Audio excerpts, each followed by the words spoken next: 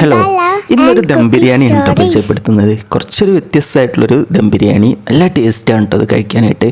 അപ്പോൾ അതിനായിട്ട് ആദ്യം തന്നെ ഞാനിവിടെ ലഗോൺ ചിക്കൻ കഴുകി വൃത്തിയാക്കി എടുത്ത് മാറ്റി വെച്ചിട്ടുണ്ടായിരുന്നു കേട്ടോ. അതിലോട്ട് മുളക് പൊടി, ഇഞ്ചി, വെളുത്തുള്ളി, ചെറിയ ഉള്ളി, പച്ചമുളക് ഇതൊക്കെ ചതച്ചത്, മഞ്ഞൾപ്പൊടി ആവശ്യത്തിന്, സവാള, തക്കാളി, കുരുമുളക് പൊടി ആവശ്യത്തിന്, കുറച്ച് ഓയിലും കൂടി ഒഴിച്ച് കൊടുക്കുന്നുണ്ട്.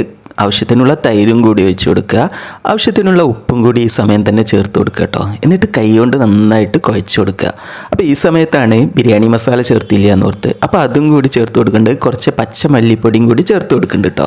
അപ്പോൾ അതെല്ലാം കൂട്ടി കുഴച്ച് നന്നായിട്ടൊന്ന് മിക്സാക്കി എടുത്ത് ഇതൊരു സൈഡിലോട്ട് ഒരു 10 മിനിറ്റ് മാറ്റി വെക്കുക. എന്നിട്ട് വേവിക്കാൻ വെക്കുക. ആ സമയം നമുക്ക് ക്യാരറ്റ്, മല്ലിയില, പുതിനയില, ഇതുപോലെ കുറച്ച് ഓണിയനൊന്ന് ഫ്രൈ ആക്കി വെക്കുക. ഈ ഒരു പീസ് പൈനാപ്പിൾ മുറിച്ച് ഇതുപോലെ ഒന്ന് മാറ്റി വെക്കുന്നുണ്ട്. കുറച്ച് ഗ്രീൻ പീസും ഇതുപോലെ എടുത്ത് വെച്ചിട്ടുണ്ട് കേട്ടോ. ഇതെല്ലാം ദമ്മിലേക്കായിട്ട് മാറ്റി വെച്ചിട്ടുള്ളത്.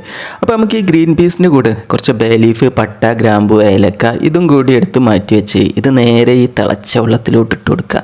എന്നിട്ട് അടച്ച് വെച്ചിട്ട് വീണ്ടും തിളപ്പിക്കുക. അപ്പോൾ ആ സമയം നമ്മുടെ ദമ്മിലോട്ടുള്ള ചിക്കനൊക്കെ നന്നായിട്ടൊന്ന് തിളച്ച് വന്നിട്ടുണ്ട് കേട്ടോ. ഒന്നുകൂടി വേകാനുണ്ട്.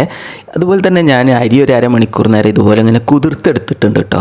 അപ്പോൾ നമ്മൾ നേരത്തെ ഫ്രൈ ആക്കി വെച്ച ആ ഉള്ളിയിലോട്ട് നമ്മൾ എടുത്ത് വെച്ചിട്ടുള്ള ഇൻഗ്രീഡിയൻസ് ഒക്കെ ഉണ്ടല്ലോ, മല്ലിയില, പുതിനയില, കറിവേപ്പില, അതുപോലെ തന്നെ പൈനാപ്പിൾ വരെ ഈ സമയത്ത് ഇട്ട് കൊടുത്തിട്ട് നന്നായിട്ടൊന്ന് മിക്സാക്കി എടുത്ത് മാറ്റി വെക്കുക. കുറച്ച് തക്കാളിയും കൂടി എടുത്തോളൂ കേട്ടോ.